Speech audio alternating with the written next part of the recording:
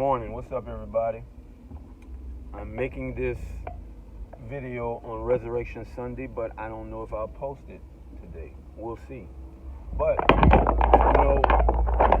as I peruse, I'm on my way to church, and as I peruse social media, it makes me think about the fact that as much as we are shouting and, sending posts about the glory of Resurrection Sunday, sometimes I wonder, do we really understand what that means? Because the power of resurrection is not just for today. It's not actually for today at all. It's for 5 days from now when you're struggling with a depressing thought. It's for 2 months from now when somebody betrays you and the temptation is to try to get them back, be petty, or like the Bible says, to turn the other proverbial cheek. The power of the resurrection is not just for us to go and have family fellowship, but to actually live in the essence of something that will give us the ability to overcome when we don't feel like we have the strength on our own. A lot of people are up in arms about President Biden making today Transgender Recognition Day or whatever, and it falling on the same day as Resurrection Sunday. Well, we know Resurrection Sunday changes every year, and I get the people being up in arms, but the problem is, if we're really being honest, we haven't been a truly Christian nation for a long time. So this is not surprising. None of that should surprise you. We're making much ado about nothing because it's easy for somebody to be a Christian on our supposed holidays or even on a Sunday. But are we really being Christian during the week? Are we really doing kingdom things for the glory of God during the week? Listen, even as a man and as a pastor and as a believer for however many years, I still have to ask God to purge me. Paul said in Romans 7, there's things that I do that I don't want to do. And there are things that, that I want to do that I shouldn't do. He said, oh, what a wretched man I am. So we've got a body of death that we've got to crucify daily. And some of us might be doing a good job, but as a nation, a lot of us are not.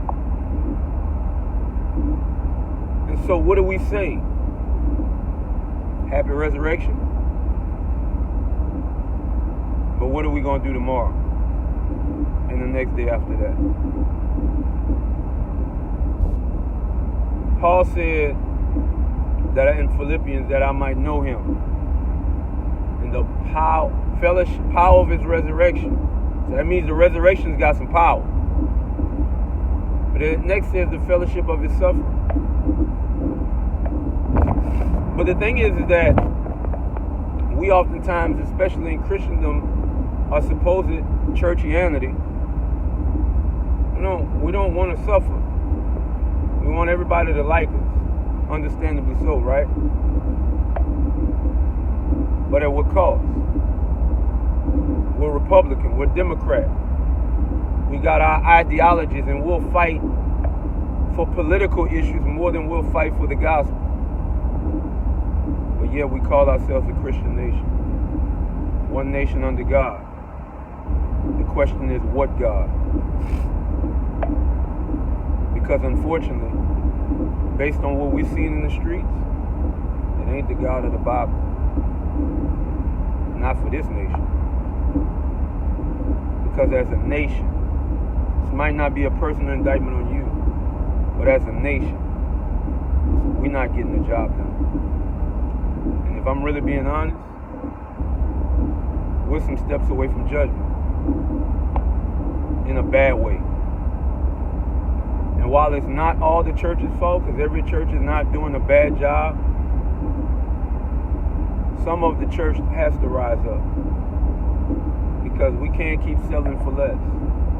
We can't keep expecting the unchurched people to come to us. Yeah, I know the sick go to the hospital, but most of the spiritually dead either don't realize it or don't care. So they're not coming right off the bat. Not all of them. So what are you going to do about it? Keep sitting in your house, being comfortable?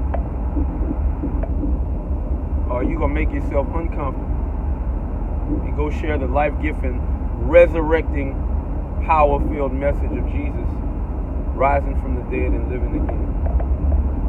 Because Resurrection Sunday might be a day, but this message is lifelong and year-round. You got to decide what side you're going to lean on, live on, and have allegiance to. Will it be the God of the universe, who has all power and has offered us resurrection power through what Jesus did?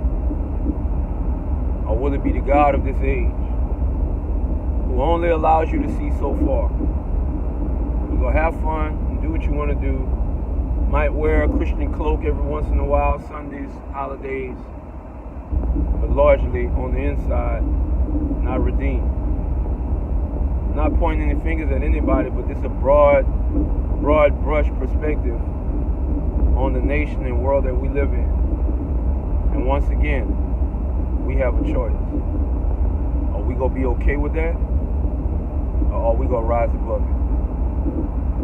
The choice is yours. I want to choose life, but I want some people to join me too. God bless.